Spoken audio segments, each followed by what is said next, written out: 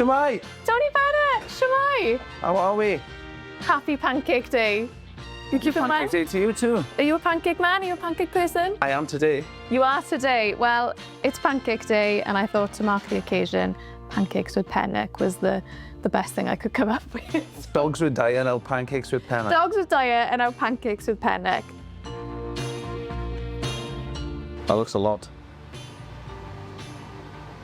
How would you describe the success that you've had so far? Phase 1 this year, we had 60 unavailable players, whereas my first season it was 90 and last season it was 136.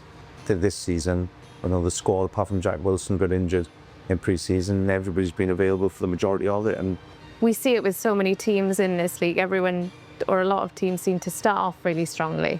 But then as soon as you get to this stage of the seasons, you get injuries, you've got people who are tired, and being able to keep that momentum, I guess Pennock would be an example of this season. Just how difficult does it get at this level? Griff and Pennock have done a fantastic job considering the players they've lost through the season, really. A lot of experienced players they've missed at times. But yeah, Europe definitely affected us last year. I didn't like people saying that to us when they kept talking to me about why we didn't have a great start and, oh no, Europe will affect you. And I wouldn't accept that for bad performances, really. But when the time comes again, hopefully they'll be better prepared for it. I know I will be, the club is, and hopefully the boys will be as well.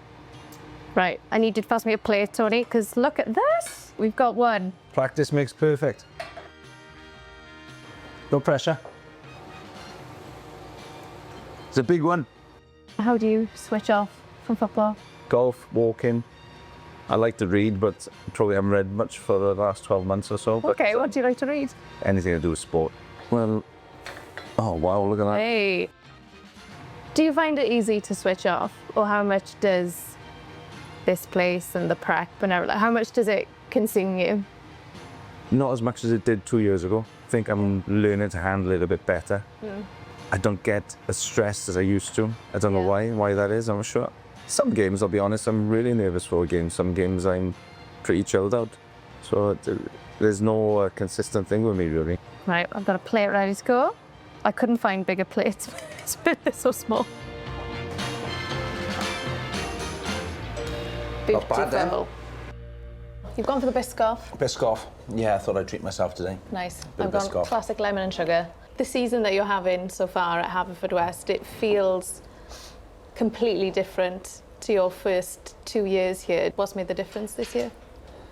I just thought after the first season, winning the playoffs was, I think we surprised a lot of people by winning the playoffs and getting to Europe and doing really well in Europe. But this year, I started planning, getting a lot of boys last year under contract for this year early because I knew I wanted to keep the nucleus of the squad together. And I think we've been 2.5 years together now, and I think they know me now, and I think I know them well enough. Why this club? Why make the decision to come here? I'd made the decision to leave Hull City. It was time for a change, really. Wayne Jones phoned me, funny enough, that the job was available. Nicky Hayne had moved back to Belgium, and then I had a brief chat with the chairman. He said it looks like he's already appointed somebody, so thanks for the call, but unless something changes, I think I've got a manager. But then about a week or so later, he phoned me back and said, are you still interested? Because that's not happening now. I said, yeah, of course. I had a chat. I had an interview with him and the board, and I accepted the job, and 2.5 years, here I am. Was coaching a natural step for you, or was it something that took some time? No, I'd started it quite some time before I finished playing.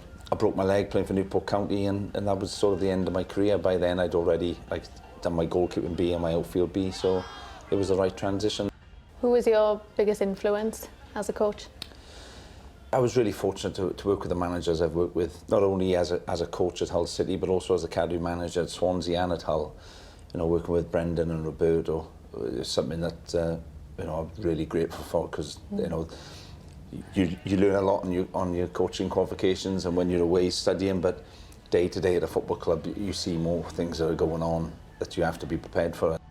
This is the first time that I've really done the job properly, and I'm still learning. There's still lots I need to be better at. The boys know that, and I'm sure they'd give you a long list, but as long as we work together and learn from mistakes, and I'm sure we'll keep moving forward. After playing all your home games at Carmarthen at the start of this season, how good does it feel to be back at the Meadow. Being back home is a massive boost for all of us. As much as the fans were great and travelled to Carmarthen, you know, the crowd since we've been back are fantastic. We ended last season with really good crowds and they've continued. And you know, as long as we're putting on a style of football that they enjoy and we're winning games, then that helps as well. What's pleased you the most about this season? Clean sheets. Yes. Goalkeeping hat on, clean sheets is massive. And, you know, you keep a clean sheet, you give yourself a chance of winning games. Yes, we haven't scored as many goals as we'd hoped, but 13 clean sheets in 25 games is something that we're all extremely proud of. You secured the top 6 for the first time in the club's history this season. You're third as things stand. Did you expect this season to go as well as it has done so far? You know, we had a tough start, Carnarvon away and Connors Key away, winning both of those. I think the boys then thought to themselves, yeah, you know, we can compete. The aim was top 6. You know, if you'd offered me 6th at the end of the season after phase 1, I would have taken it. We're all expecting some kind of second place showdown between yourselves and Pennock, but for yourself, what is the main goal? We know what third place gives us this year, especially if TNS win both competitions, and that's our aim, to finish there, to get ourselves a final at home. But you know, we can't really rely on other people doing other jobs for us. We have to do our own job, and then hopefully that gives us what we want. And European football, of course, Tony, it's the golden ticket. It's the one thing that everyone wants in this league, isn't it? Yeah, it's massive. You know, we tasted it 2 years ago, season 4 last, and because that was so much fun. As fans, it was brilliant to watch the campaign that you guys had. Yeah, it was. It was a bit of a surprise, you know.